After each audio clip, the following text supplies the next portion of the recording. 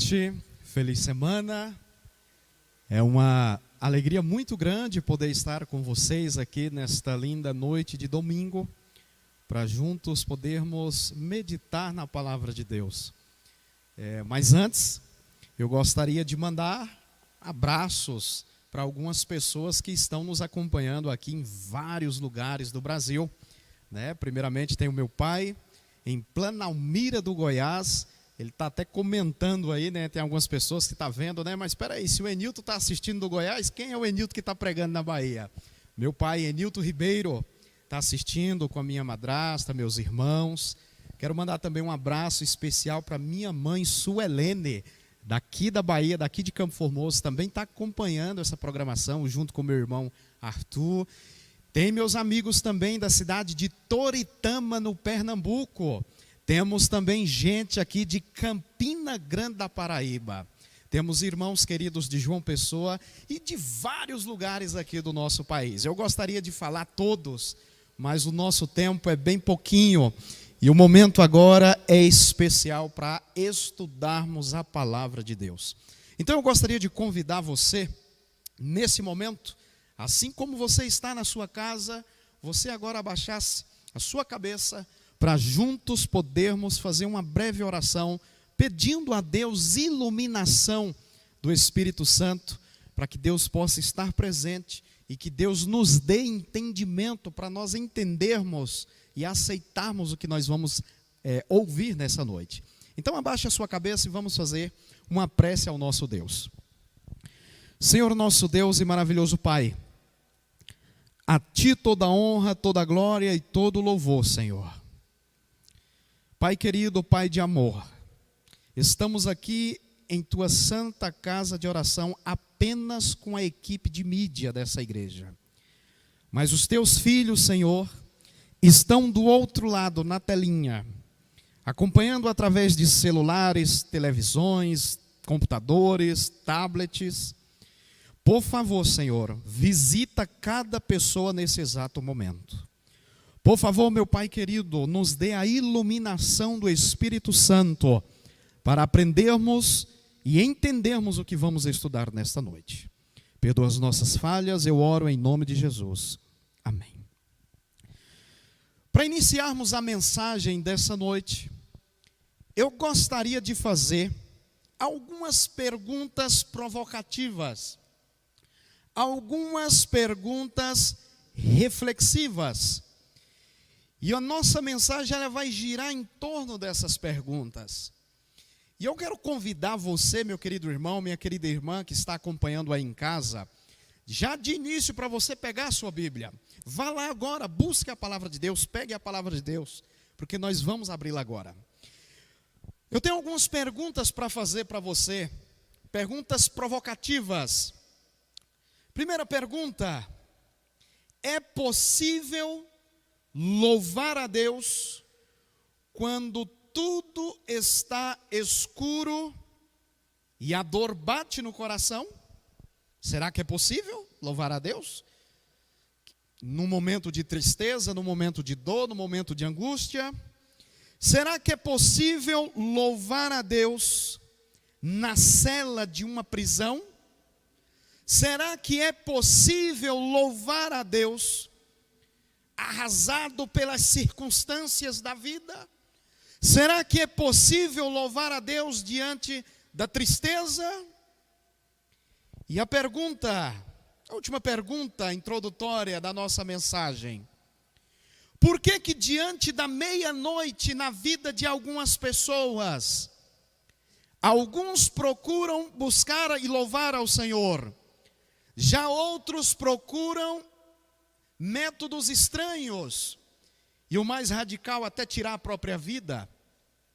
Por que diante da tormenta, diante do desespero, uns louvam a Deus e outros procuram tirar a vida? Essas respostas nós vamos encontrar hoje na palavra de Deus, no livro de Atos, no capítulo 16, a partir do verso 25.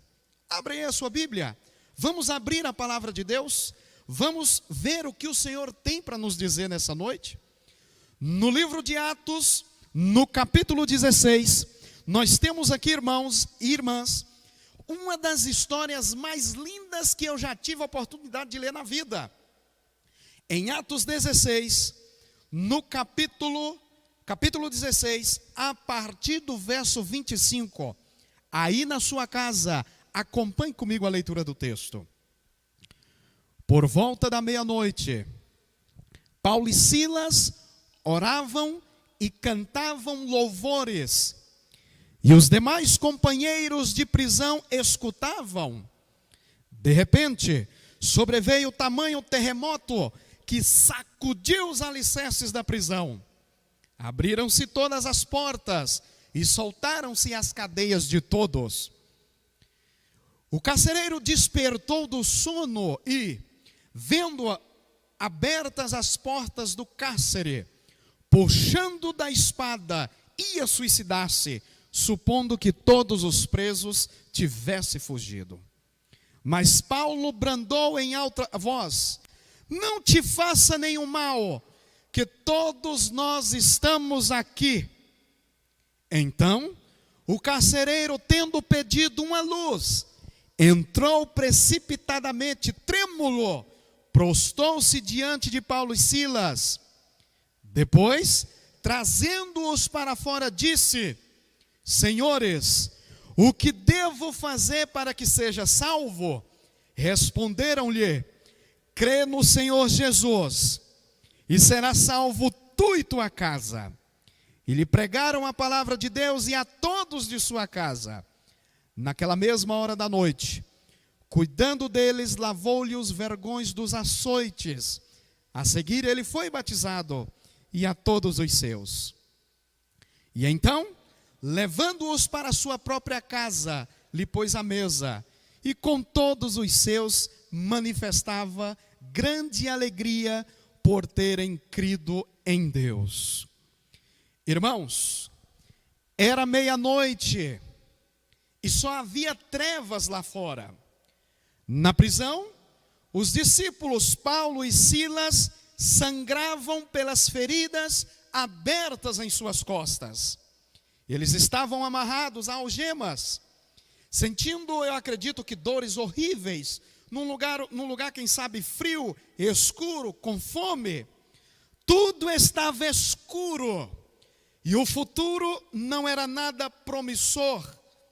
Mesmo assim, eles cantavam e louvavam o nosso Deus.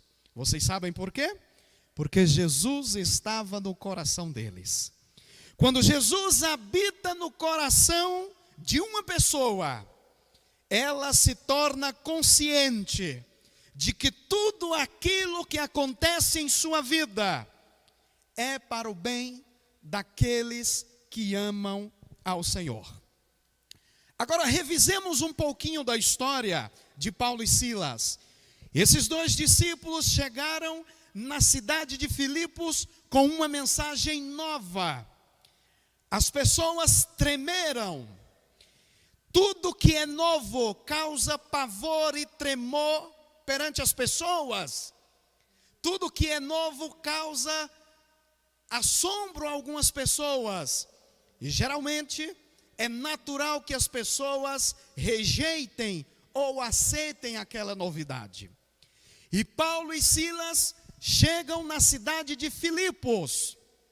Esses dois discípulos de Cristo chegam com uma mensagem tremenda, uma mensagem forte, a mensagem de um Salvador crucificado, que morreu, que ressuscitou, que perdoa pecados, que tem poder de transformar vidas e que virá outra vez para nos buscar. Essa mensagem fez as pessoas da cidade de Filipos tremerem. E não foi diferente. Aqueles homens prenderam Paulo e Silas, levaram-nos diante dos magistrados da cidade e lhes disseram: estes homens estão nos perturbando. Paulo e Silas foi interrogado perante as autoridades da cidade de Filipos. E ali as autoridades disseram então: Paulo e Silas estão nos ensinando coisas que não podemos fazer. Paulo e Silas estão causando uma bagunça na cidade. Portanto, nós temos que prendê-los. Nós não podemos deixar esses homens soltos. Sabe de uma coisa? O Evangelho de Cristo, o Evangelho bíblico, sempre ensina coisas que vão contra o ritmo comum de nossas vidas. Jesus sempre vai transformar seus hábitos. Infelizmente, aquelas pessoas não estavam dispostas a serem transformadas e por isso atacaram a mensagem. Meus queridos, o texto bíblico diz que os magistrados da cidade mandaram os discípulos ser açoitados. E o sangue de Paulo e Silas começou a pingar, assim como o de Cristo também. E eu vou dizer um negócio para você que pode causar um pouquinho de choque e pode assustar você. Se você quer caminhar com Jesus, prepare-se, porque muitas vezes as suas costas sangrarão. Seguir Jesus é muitas vezes andar na contramão do mundo. Todo mundo anda numa direção, enquanto você anda na direção contrária.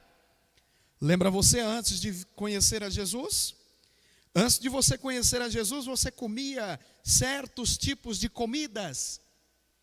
E nas páginas do Evangelho você descobriu que esse tipo de comida faz mal ao seu corpo.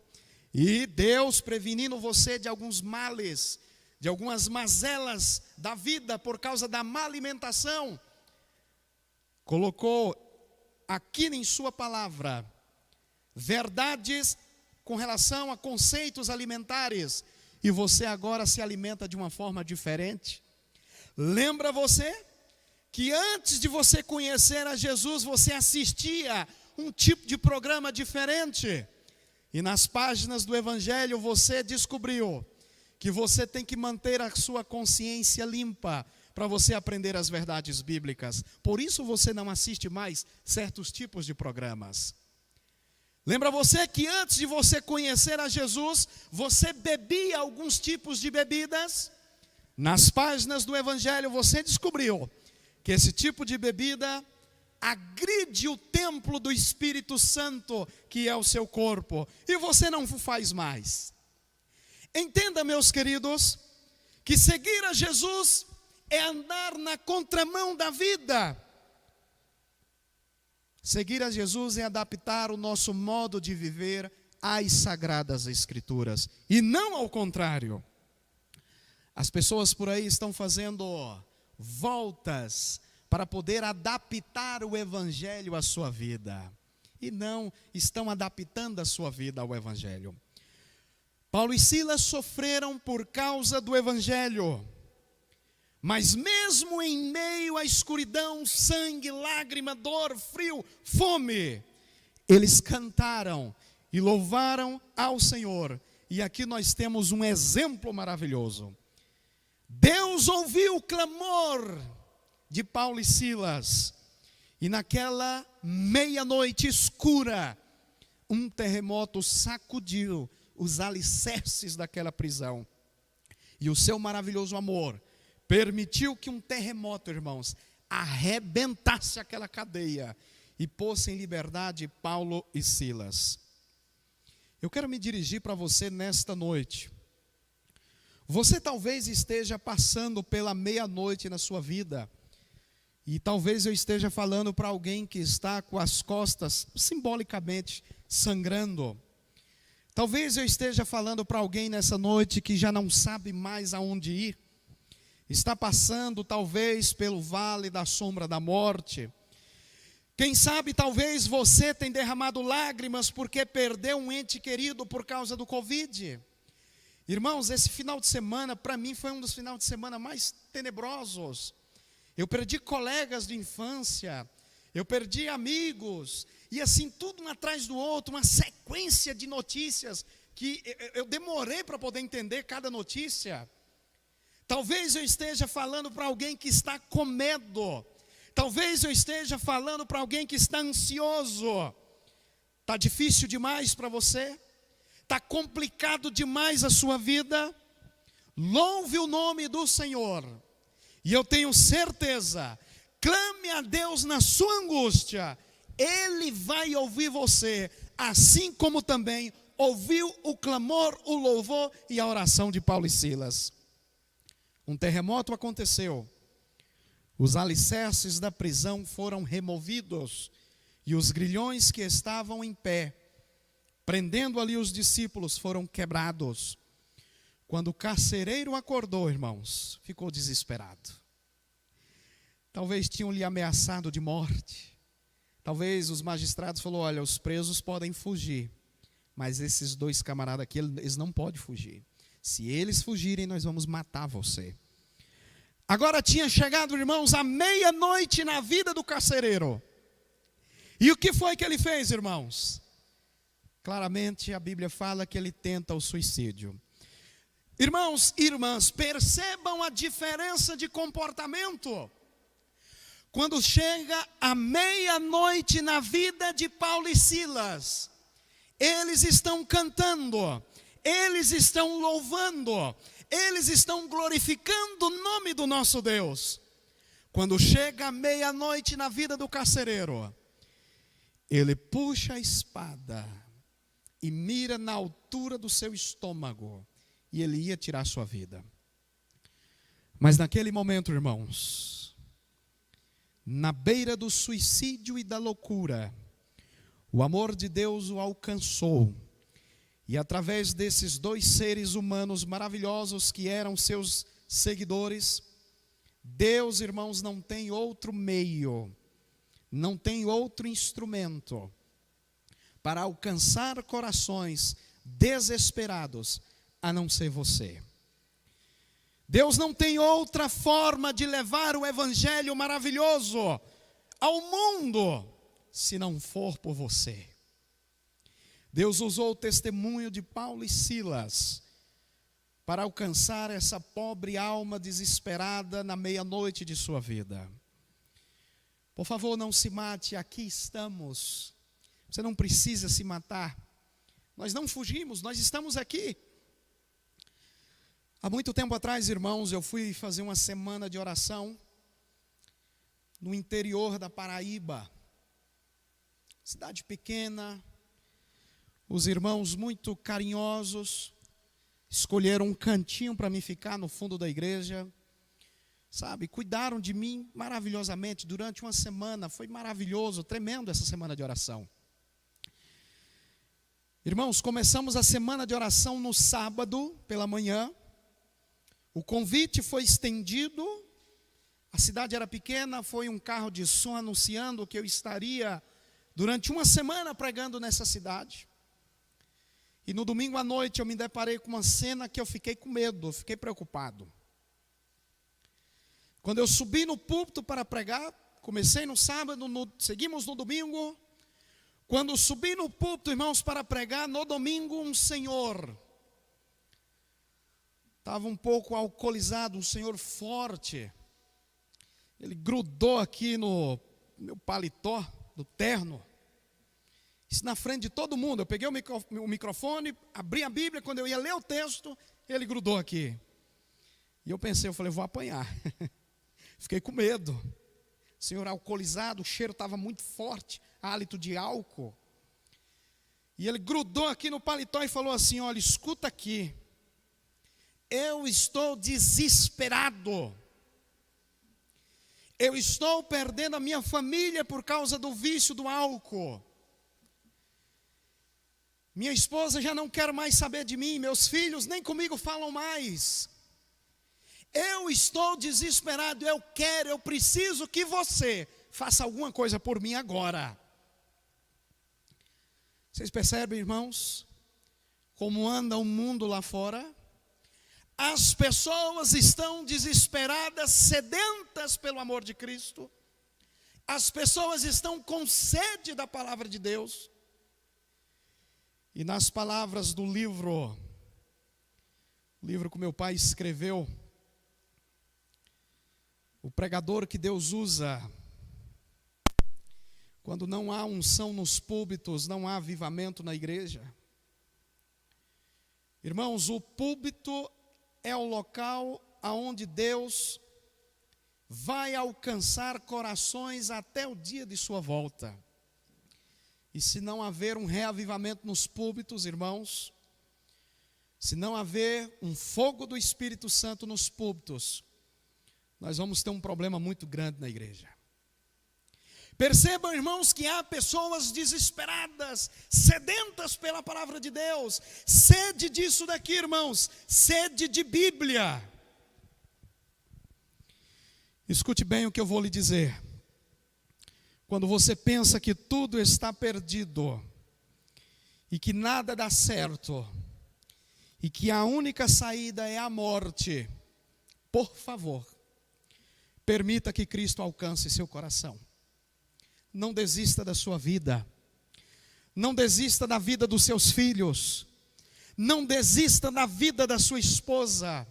Não desista da vida do seu esposo. Há salvação para você. Há salvação para os seus filhos. Quando você pensa que tudo está perdido, é aí que Cristo entra com a solução.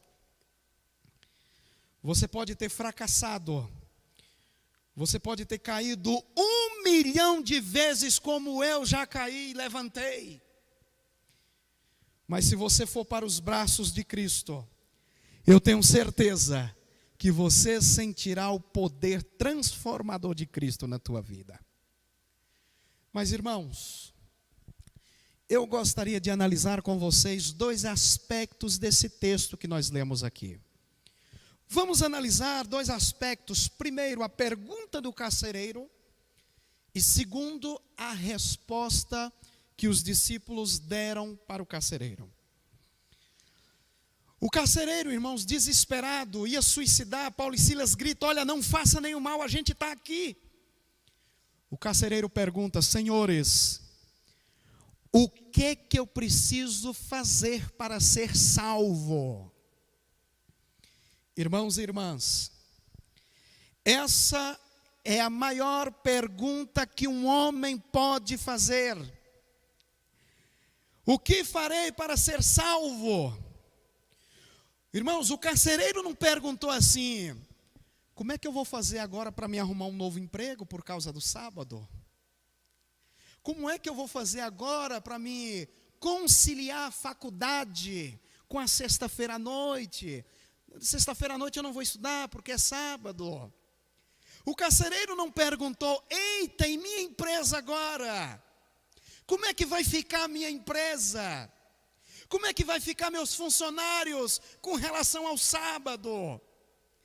Como é que eu vou fazer agora para devolver dízimo e oferta? Não, irmãos, não foi essa a pergunta. A pergunta do carcereiro foi: o que eu preciso fazer para ser salvo? Se você puder trabalhar honestamente para fazer dinheiro, se você puder estudar, fazer doutorado, mestrado, tudo isso para a honra e glória de Deus, se você puder fazer todas essas coisas e mais neste mundo, será muito bom. Se você puder ganhar muito dinheiro na sua empresa, que para a honra e glória do Senhor, é muito bom. Se você puder estudar, ter vários títulos acadêmicos para acumular na parede do seu quarto, isso é muito bom. No entanto, essas coisas não são as mais importantes.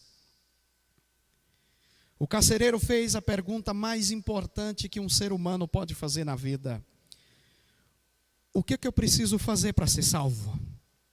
Vocês estão cantando, vocês estão com as costas sangrando, vocês estão com fome, vocês estão no escuro, e vocês estão cantando, vocês estão felizes. O que é que vocês têm que eu não tenho? O que eu preciso fazer para ser igual a vocês? Irmãos, a pergunta foi: o que eu preciso fazer para ser salvo? Irmãos, essa pergunta revela que o carcereiro, ele era muito consciente de que ele estava perdido. Essa pergunta revela que ele tinha muita consciência da sua situação. Deus não pode fazer nada, irmãos, para aqueles que acham que está tudo bem. O primeiro passo para a salvação é você reconhecer que você está perdido. Há pessoas que acham que está tudo bem, está tudo maravilhoso, comigo está tudo bem. Vocês lembram de Laodiceia? A igreja que em profecia simboliza o nosso tempo, a igreja do tempo do fim. Lembra de Laodiceia? Comigo está tudo bem. Comigo está tudo maravilhoso, está bonito. Nós somos ricos. Olha, a gente não precisa de nada. E aí Jesus entra. Você não sabe que você é pobre, miserável, cego e nu. Há pessoas, irmãos, que acham que está tudo bem. E eu lamento informar, mas Jesus não pode fazer nada para esse tipo de pessoa que acha que está tudo bem com ele. Enquanto não reconhecermos que estamos perdidos, que nós precisamos de salvação, Jesus nada por nós não pode fazer. Ele não pode fazer nada por nós. Como foi que o carcereiro, irmãos, descobriu que ele estava perdido? Eu não sei. Talvez pela atitude humilde dos discípulos, enquanto eram flagelados, dilacerados e castigados. Talvez pelo louvor dos discípulos. O Espírito Santo usa métodos diferentes para alcançar corações partidos. Alguns nascem na igreja, são adventistas de berço, mas nunca conseguem desenvolver uma vida cristã firme nos caminhos do Senhor. Já outros se afundam lá no fundo da marginalidade, da miséria do pecado, lá no fundo da lama, e sentem o chamado de Cristo, e têm uma vida cristã brilhante. Percebam as diferenças. Aquele pobre carcereiro, irmãos, estava perdido. Eu não sei se você está ou esteve perdido, mas talvez se você fosse se eu levasse você para um centro de uma cidade, uma capital, e vendasse seus olhos, colocasse você no centro da grande São Paulo, em dia de fluxo, e tirasse as vendas dos seus olhos e falasse assim: procure o caminho da tua casa agora. Talvez você por um momento se sentiria perdido, mas você tem a ajuda do GPS, celular, você talvez poderia olhar o número do ônibus, do metrô, e você iria se localizar. Mas você não ia estar perdido. Irmãos, eu estou falando de perdição espiritual. A perdição espiritual é algo muito pior. O homem se sente amputado do grupo, se sente solitário, não consegue dormir. Ele pode ter dinheiro, família, fama, status, mas quando chega a noite, tem vontade de chorar, precisa beber remédio para pressão, porque não aguenta. Irmãos, perdição espiritual é algo sinistro. Perdição espiritual é algo estranho. Mas quando chega a noite, você busca Deus, Ele está ali para te abraçar e te acolher. Irmãos, eu estou falando desse sentimento oco aqui dentro. Essa coisa, essa dor que você sente e não consegue explicar. É o vazio existencial. O vazio que só pode ser preenchido com a maravilhosa pessoa de Jesus Cristo. A pergunta do carcereiro também revela que ele queria ser salvo. Revela que ele não era somente consciente de que estava perdido, mas ele queria ser salvo. Olha, escuta aqui o que eu vou te falar agora, meu irmão e minha irmã. Deus providenciou tudo para você, tudo para salvar você. Não é seu marido que vai te trazer a força para a igreja. Não é a sua esposa que vai te trazer a força para a igreja. Não são os seus pais que vai te trazer a força. Enquanto você não cair de joelhos e dizer assim: Senhor, eu não tenho forças, por mim mesmo eu não tenho. Eu não tenho capacidade, por mim mesmo eu não consigo, mas eu quero, Senhor, eu quero. É aí, irmãos, que Deus vai fazer alguma coisa por você. A pergunta do carcereiro revela ainda, irmãos, que mesmo ele estando consciente da sua situação, ele não sabia como se salvar. Irmãos, as pessoas estão sedentas de salvação, mas não sabem como se salvar. Umas buscam respostas através dos signos. E é até estranho um cristão no século 21 acreditar nisso. Outras buscam soluções no esoterismo. Acendem ali velas, incenso e entra ali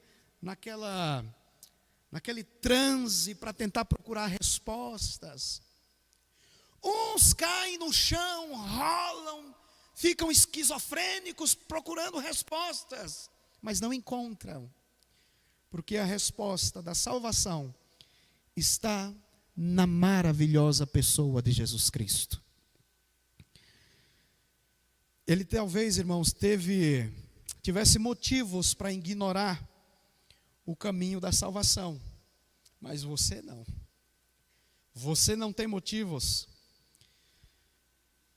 Depois de você ter escutado essa mensagem, você vai saber que o único caminho, o único método é através de Jesus Cristo. Mas agora, irmãos, caminhando para o fim, nós temos aqui a resposta de Paulo e Silas. Paulo e Silas respondem de uma maneira muito curiosa. E os discípulos não responderam para o carcereiro assim: olha, você está procurando salvação? Você quer salvação? Tenha um guia de estudo de 28 lições e será salvo tu e tua casa. Foi assim que ele respondeu? Tenha um guia de conhecimento doutrinário e depois você vai ser salvo. A resposta, irmãos, não foi essa. Crê no Senhor Jesus e será salvo tu e tua casa. Irmãos, essa é a resposta mais magnífica e esplêndida que alguém pode dar a uma pessoa sedenta. Por favor, não me interprete mal. Eu não estou aqui querendo dizer que estudo bíblico, conhecimento doutrinário não é importante, porque é importante. Mas isso é uma coisa que vem depois. Crê no Senhor Jesus e será salvo tu e tua casa. E as outras coisas vêm depois. Eu nunca vou me esquecer de um dia, irmãos. Fiz uma classe bíblica num clube de desbravadores na cidade de João Pessoa, na Paraíba. E no término da classe bíblica, eu saí com um bolo de fichas batismais debaixo do braço para ir preencher. Nós íamos fazer uma festa na igreja. Desbravadores, investidura, batismo da classe. E eu fui preencher a ficha batismal, irmãos, na casa de um adolescente muito inteligente, um jovem muito inteligente. E ele falou: olha, Enilton, eu só vou seguir a Jesus depois que eu conhecer toda a doutrina bíblica. Vocês percebem? O empecilho. Já outro dia, preenchendo uma ficha batismal de meu tio estava fazendo evangelismo, e eu fui ajudá-lo a preencher fichas batismais, também em João Pessoa. E na casa de uma mulher, ela pegou e disse para mim: olha, eu só vou me batizar, eu só vou aceitar a Cristo depois que eu organizar toda a minha vida, aí eu vou. Pergunto para você nessa noite: ela ia vir? Ela viria? Percebam que as pessoas estão escondendo a sua necessidade de salvação atrás de coisas pequenas. As pessoas estão escondendo a sua necessidade de salvação atrás de desculpas. Um dia, um pastor foi fazer um apelo em uma igreja, chamando os jovens para o batismo, aceitar a Jesus. E aí o jovem falou para o pastor: pastor, eu irei para a igreja, eu seguirei a Jesus, eu me batizarei, mas eu só vou fazer isso se o senhor me responder uma pergunta: como foi que Caim se casou se não havia mulheres na época, só tinha suas irmãs? Olha aonde as pessoas estão escondendo a sua necessidade de salvação. Irmãos, esse jovem, ele não aceitou a Jesus, não foi por causa da identidade da esposa de Caim. Dias depois, descobriu-se que ele estava tendo um caso com a esposa do vizinho. Percebam, não era a identidade da esposa de Caim que era um problema, era a esposa do vizinho. E as pessoas ficam escondendo a sua necessidade de salvação. Em algum momento da sua vida, nós vamos ter que nos desapegar do orgulho. Nós vamos ter que nos desapegar de crenças familiares. E nós vamos ter que seguir o verdadeiro evangelho. Talvez eu esteja falando para alguém que está passando na meia-noite da sua vida. E aqui a resposta dos apóstolos, diante da pergunta do carcereiro, foi a seguinte: crê no Senhor Jesus, e será salvo tu e tua casa. Irmãos, às vezes colocamos muitas dificuldades para as pessoas seguirem a Jesus. A resposta de Paulo não foi essa: olha, guarde todos os 10 mandamentos, e será salvo tu e tua casa. Mandamento não salva, quem salva é Cristo. Mas quem é salvo, guarda os 10 mandamentos, por amor a Cristo. Paulo e Silas não respondeu para o carcereiro, irmãos: venha para a igreja adventista, e será salvo tu e tua casa. Igreja não salva. Porém, Deus tem a sua igreja na terra, a igreja remanescente, que iria restaurar as verdades que ainda faltavam ser restauradas. E porque você é salvo, você faz parte da igreja remanescente, a igreja que Deus estabeleceu nos últimos dias. Diante da pergunta do carcereiro, irmãos, Paulo e Silas respondem: crê no Senhor Jesus, e você vai ser salvo.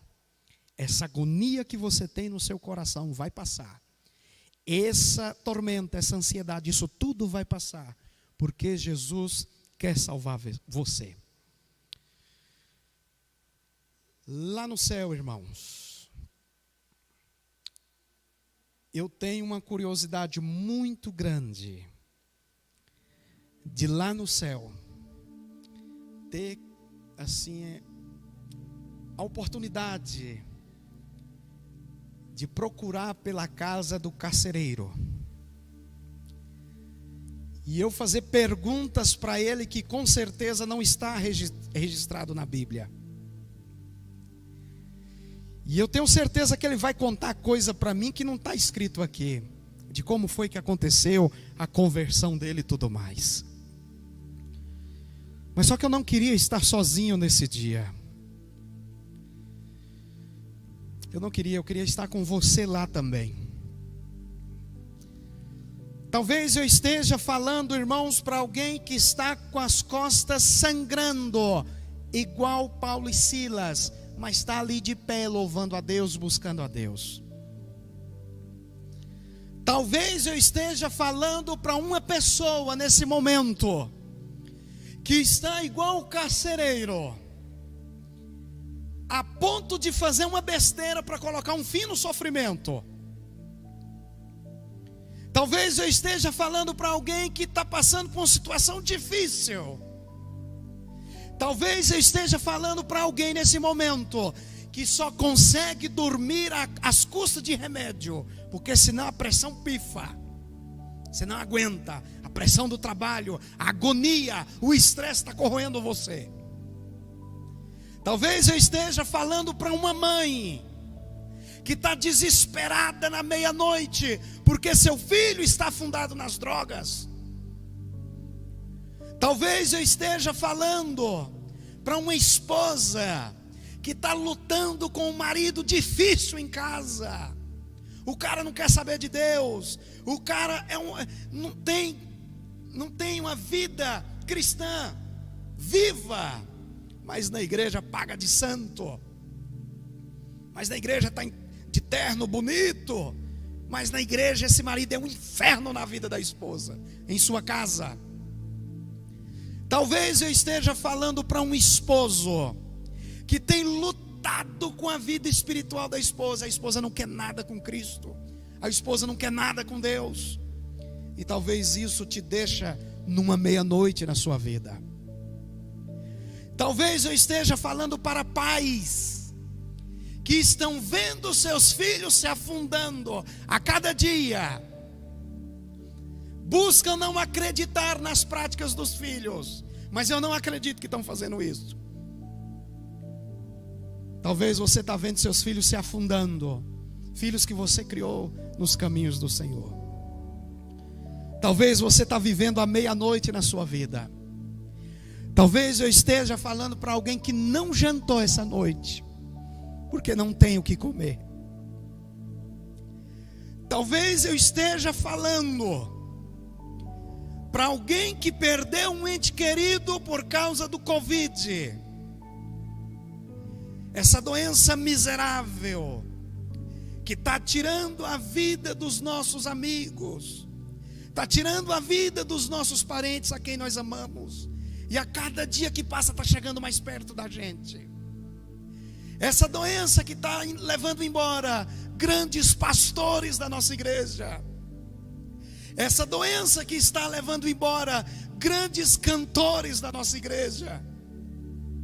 Talvez você vê tudo isso, e talvez isso cause agonia no seu coração. Talvez você esteja vivendo a meia-noite da sua vida. Talvez você vai dormir, você não aguenta, você não consegue dormir, você chora. Permita nessa noite que Cristo adentre seu coração. Permita que Cristo possa limpar as feridas abertas nas tuas costas. Permita que Cristo transforme a sua vida. Deixa de ser coração duro. Deus está lhe impressionando, Deus está te mandando mensagens, Deus trabalha de várias formas para alcançar você, e você ainda firme, com rancoreza, coração duro, achando que é tudo sinceridade. Por favor, permita que Cristo habite no seu coração. Abra seu coração para Jesus nessa noite.